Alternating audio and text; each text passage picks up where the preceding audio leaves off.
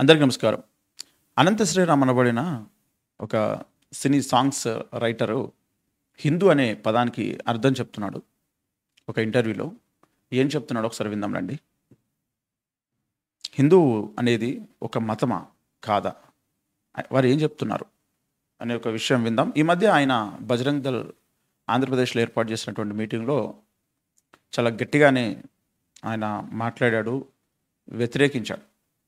క్రైస్తవ్యాన్ని ఆయన ఇండైరెక్ట్గా వ్యతిరేకిస్తూనే మాట్లాడాడు. సరే, ఏదేమైనా ఆయన ఏం మాట్లాడాడో ఒకసారి విందాం సావధానంగా. పాట రాయడం అంటే గొప్ప కళ అనంత శ్రీరామ్ గారు. మీ కుటుంబ సభ్యులు ఇంకా ఆఖరి వివరణ కూడా ఇచ్చేస్తాం. హిందువుల మనోభావాలు. హిందువు అంటే నిర్వచనం ఏంటండి? హిందూ అంటే నిర్వచనం హిందువుల యొక్క మనోభావాలను గూర్చి చెబుతున్నాడు. ఆయన ఏదో ఒక పాట రాశాడట, దానికి హిందువుల మనోభావాలు దెబ్బతిన్నాయంట. అయితే అసలు ఈ యొక్క హిందువు అంటే ఏంటి అనే దాని గురించి అర్థం చెప్తున్నాడు అనమాట. లేకపోతే హిందూకి వ్యుత్పత్తి అర్థం ఏంటి? సరే, హిందువులు అంటే మనకి రకరకాల సింధు నది అక్కడి నుంచి మొదలవుతుంది. అయ్యేం కాదు, అవన్నీ ఇండస్ వ్యాలీ సివిలైజేషన్ అక్కడి నుంచి మొదలవుతుంది. అవన్నీ ఇప్పుడు ఆధునికులు ఇచ్చిన ఇన్ఫర్మేషన్. ఒక పదం సృష్టించబడిందంటే సంస్కృతంలో ఆ ధాతువుకి ఒక అర్థం ఉంటుంది కదా. హిం అంటే పాపం, ధూ అంటే దహించేది. హిం అంటే పాపము, ధూ అంటే దహించేది అని చెప్పారు ఆయన. పాపాన్ని దహించేది. పాపాన్ని ఏది దహించగలదు? జ్ఞానం. పాపాన్ని దహించేది హిందూ అంటే హిం దు. హిం అంటే పాపము, దు అంటే దహించున్నది. హిందూ అన్న పదానికి జ్ఞానం అని అర్థం. పాపాన్ని దహించేది జ్ఞానం. హిందూ అనే పదానికి జ్ఞానం అని అర్థం. ఈనాడు దీన్ని ఏమని ప్రచారం చేస్తున్నారు? హిందువు అనే పదం మీద, ఈ యొక్క హిందూ అనే పదం మీద ఎన్ని గొడవలు, ఎన్ని రాద్ధాంతాలు, ఎన్ని చర్చలు, ఎన్ని డిబేట్స్, ఎన్ని రకాల సమస్యలు ఏర్పడుతున్నాయో ఒకసారి మనం గమనించవచ్చు. అందుకని అది వ్యుత్పత్తార్థం. ఎవరు హిందువులు? ఉత్తరాన్న హిందూ కుష్ పర్వతాల దగ్గర నుంచి దక్షిణాన్నున్న హిందూ మహాసముద్రం మధ్య భాగంలో ఉన్న ప్రతి ప్రాణి హిందువు అనేది శాస్త్రం ఇచ్చిన. ప్రతి ప్రాణి కూడా హిందువే. ఇక్కడ ఈ యొక్క హిందూ కుష్ పర్వతాల నుండి దిగువన ఉన్నటువంటి ప్రాంతంలో ఉన్న వాటి అన్నీ కూడా హిందువులే. ప్రతి ప్రాణి కూడా హిందువే. ఈ విషయాన్ని గమనించండి. నిర్వచనం హిందూ కుష్ అంటే ఇప్పుడు మనకి పాకిస్తాన్కి, ఇండియాకి, ఆఫ్ఘనిస్తాన్కి ఒక ట్రై జంక్షన్ ఉంటుంది. అక్కడ ఉంటాయి పర్వతాలు, హిందూ కుష్ రేంజెస్ అంటారు కదా. అక్కడి నుంచి ఈ భూభాగం వరకు జ్ఞానం ఎక్కువ ఉంది. ఆఫ్ఘనిస్తాన్, పాకిస్తాన్, ఇండియా ఆ ట్రైబ్ పొజిషన్ నుండి జ్ఞానం అనేది ఇక్కడ ఎక్కువ ఉంది అని వారు చెప్పారు. జ్ఞానం అనేది ఇక్కడ ఎక్కువ ఉంది కాబట్టి ఇక్కడ కులాలు అనేటివి వచ్చాయి.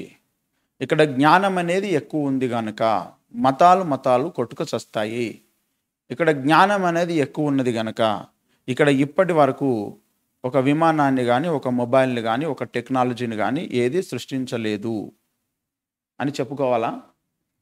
అంటే ఇక్కడ ఉన్నటువంటి జ్ఞానం ఏమైంది?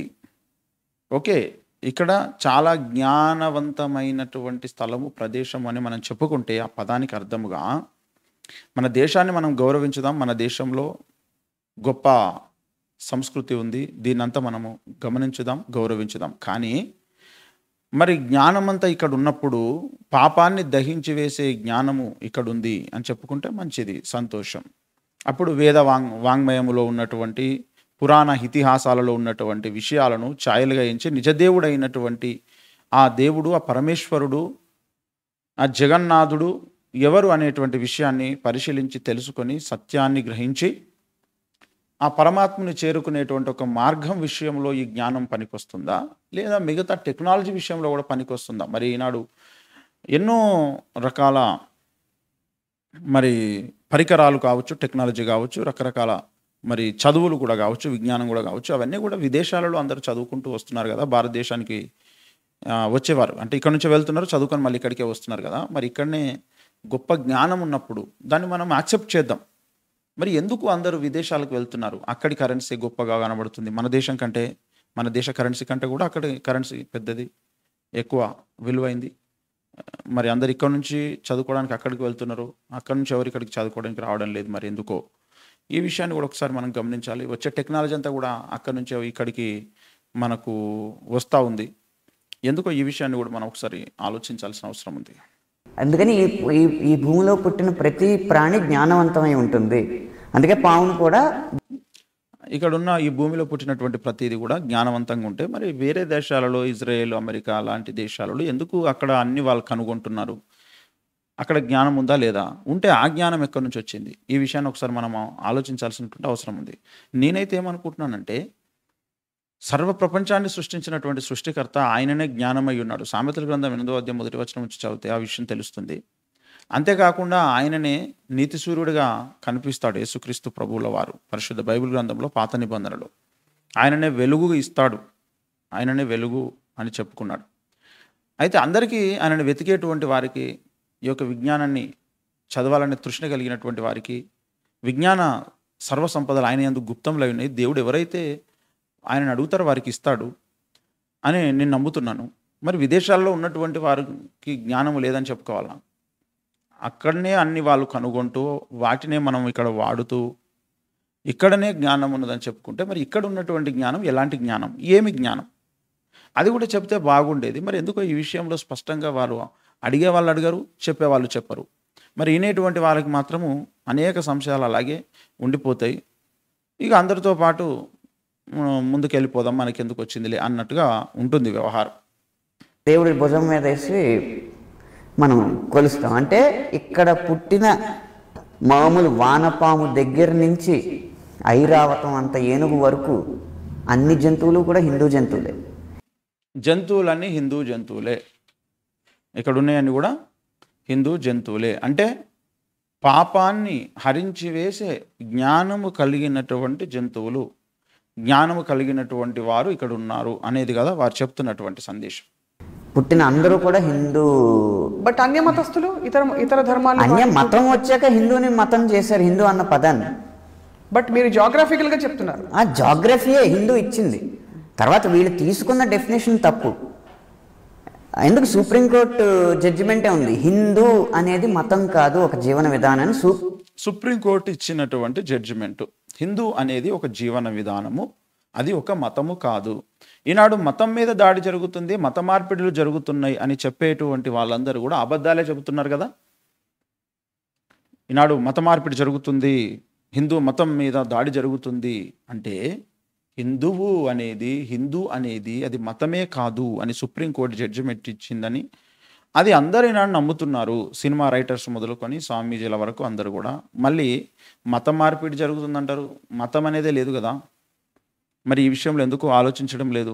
ఈనాడు క్రైస్తవుల మీద, ముస్లిమ్స్ మీద, బౌద్ధుల మీద కూడా రకరకాలుగా దాడులు జరుగుతూ ఉన్నాయి, ఈ పేరు మీదనే జరుగుతూ ఉన్నాయి. ఈ విషయంలో ఒకసారి అందరూ ఆలోచించండి. సుప్రీంకోర్టు ఇచ్చిన జడ్జిమెంట్ ఉంది, ఇంకెవరు మనోభావాలు దెబ్బతిన్నట్టు? ఇక్కడ మొత్తం ఇండియాలో ఉన్న వానపాముతో సహా, ఇప్పుడు ఇండియాలో పుడితే కనుక కరోనాతో సహా ప్రతి జీవి మనోభావం దెబ్బతిన్నట్టు.